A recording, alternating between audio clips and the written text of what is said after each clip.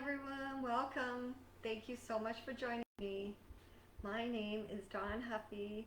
I'm the owner of Liberty Belle Coaching, and my life coaching certifications came through the Brave Thinking Institute. I usually don't do my videos so close to each other, but this morning I woke up with these ideas, and God said, yes, you're doing a video today. So here I am. In the Bible, in the book of Matthew, chapter 7, verse 7, it says this: Ask and it will be given to you. Seek and you will find. Knock and it will be opened to you. When people ask God for something and it does not show up, they get discouraged and they wonder why God does not give them what they asked for. They may even get mad at God for not giving them what they wanted.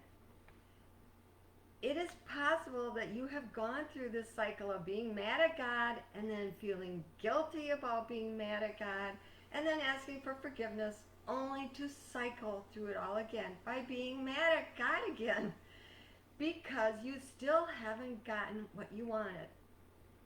You cycle through being mad, feeling guilty, asking for forgiveness, and being mad and angry all over again. How many of us get stuck in this detrimental cycle? What causes this cycle? I believe the main cause is this: we want what we want and we want it now.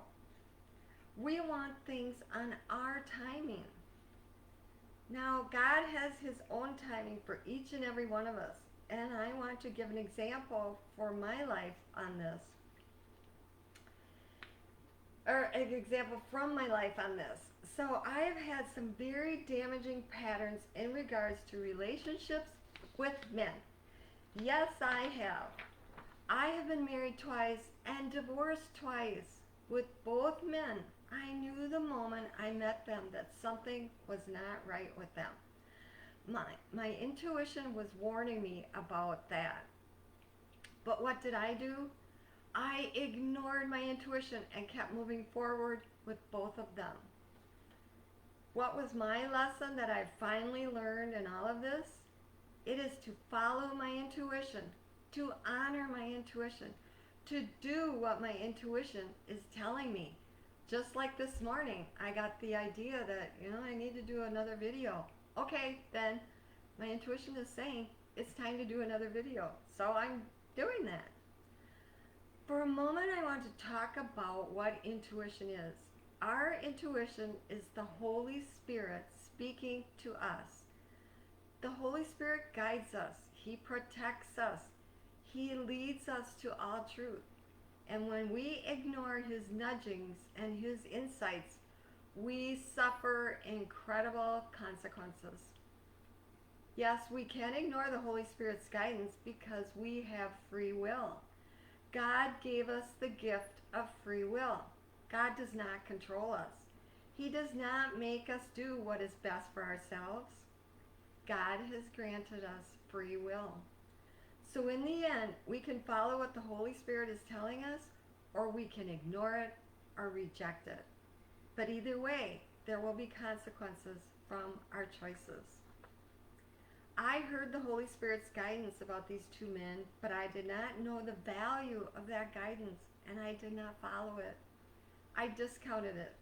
And of course, there were many, many painful consequences because I ignored the Holy Spirit's wise counsel. How many of us have ignored our intuition? I would venture to say that all of us have at one time or another. Now, I want to get back to the concept of God's timing for us.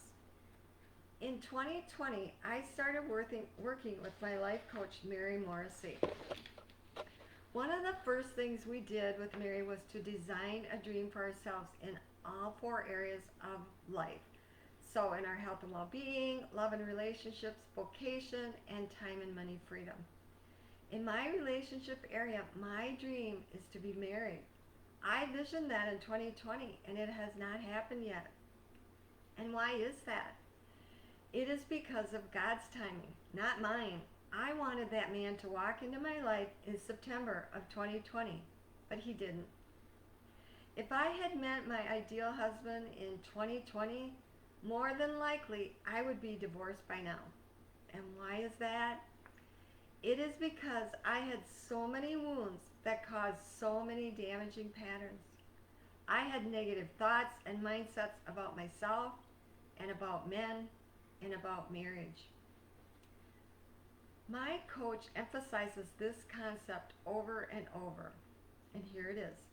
The most important thing on the way to your dream is who you become in the process. Who do I need to become in order to attract a high quality man? Who do I need to be in order to be the happy and content wife of my dreams? Well, here are some answers for these questions. To begin with, I needed to put God first in my life. How did I finally do that? I joined a weekly Bible study. I listened to many godly biblical ministers, and I got to know God, and I chose to put Him first. The second area I needed help with was to learn new thoughts and new mindsets. I needed to learn new skills and tools. And how did I do that? I hired 2 relationship coaches along with my life coach. And I watched videos of other successful coaches and learned information to help myself, and I am implementing what I learned. Third, I hired someone to help me release years of trauma using the emotion code and the body code. Next, I enrolled in the Compassion Key training that released more wounds and damaging patterns. And lastly, I let go of people who were horrible to me. I set boundaries and I stood by them. I stood up for me. I didn't do what they wanted me to do. Now I do what is best for me. Am I the same person I was 3 years ago? Absolutely not. I get emotional about that because I've changed a lot.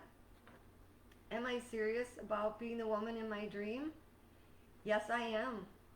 Am I taking multiple action steps to be that woman? This is a definite yes. Will my future husband show up at just the right time? I believe he will because I believe in God's timing. In the meantime, I do what I can with what I have from where I'm at. And that will get me to the place where it all works out. The place where I am living the dream I dreamed up in 2020. That dream is being married to a man that values and honors and respects me. A man that puts God first and me next. A man that truly knows how to love me. How about you? Do you need to learn new skills? Do you need to heal old, painful wounds? Do you need to learn new knowledge that gives you discernment and wisdom? I want to tell you a story about Mary, my life coach. Mary got pregnant in high school back in the 1960s. She was kicked out of high school. She embarrassed her family. She humiliated herself. She felt horrible about herself because of all this. She was ashamed. When her baby was only a few months old, Mary got very sick with kidney disease. Her toxic thinking had caused a toxic disease in her body. Maybe you have not gotten your miracle because you haven't changed your toxic thinking. Maybe you don't even know how toxic your thinking is. In Proverbs 18:21, it says, "Death and life are in the power of the tongue." Our thoughts and words are incredibly powerful, and what we think and say is what we get in our life. The night before Mary had surgery to remove one of her diseased kidneys, a woman came to her bedside. She asked Mary to tell her what was going on in her life. Mary told the woman her story. The woman introduced Mary to the idea that maybe her toxic thoughts about herself were causing her kidneys to be toxic. Mary had never heard of this before, but the woman instructed her to think different thoughts about herself, to think about her future, to think about her dream of raising her little boy, about being a teacher, and to focus on all of that instead of focusing on how awful she felt about herself. And with her diligence, her dreams came true. Mary's prognosis was to live only 6 months. At that time, there were no kidney transplants and there was no kidney dialysis. So her outlook was very bleak. But Mary outlived that prognosis and she reversed the kidney disease in her remaining kidney because she chose to think different thoughts. And she is still teaching and coaching today, and she is now in her 70s. In Proverbs 23:7 it says, "For as he thinks in his heart, so is he." This says it all. This is the tremendous power of our thoughts. In my new business of helping people with their health and well-being, I hear people talking about their health and how they have not had their prayers of healing answered yet. I hear people that are holding on to their disease. They claim their disease over and over. And what does claiming their disease sound like? I hear it in phrases like this: "My cancer is relentless." People keep owning the cancer by claiming, "My cancer." They're owning it by saying, "It's mine. It's mine." They're holding on to it.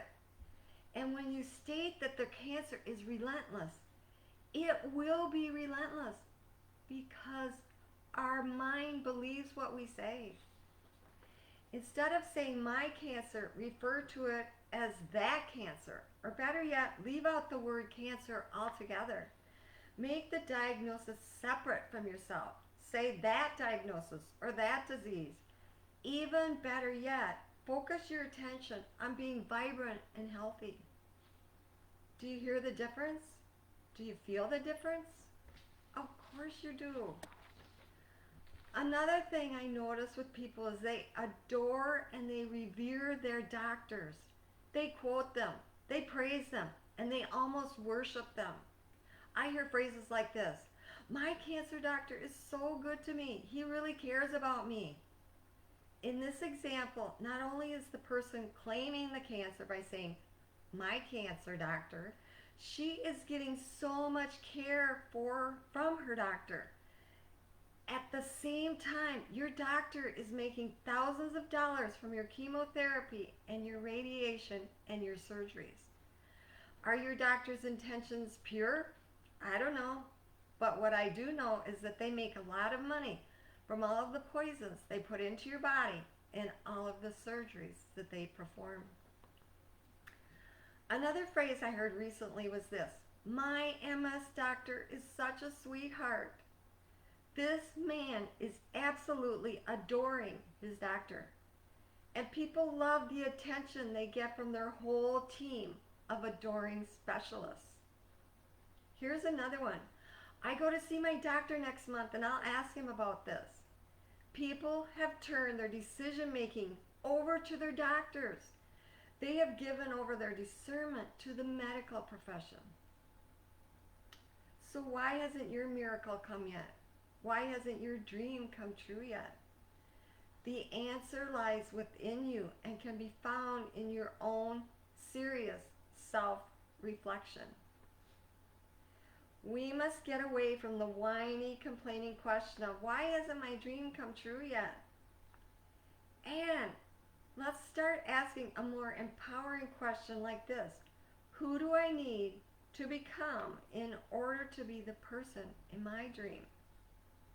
Again, Mary says this: on the way to your dream, the most important thing is who you become on the journey. If you want to have something different, you must do something different. Who do you want to be? Who did God create you to be? I invite you to explore these questions and then take the action steps required to move yourself into being that person. Thank you so much for joining me. Thank you.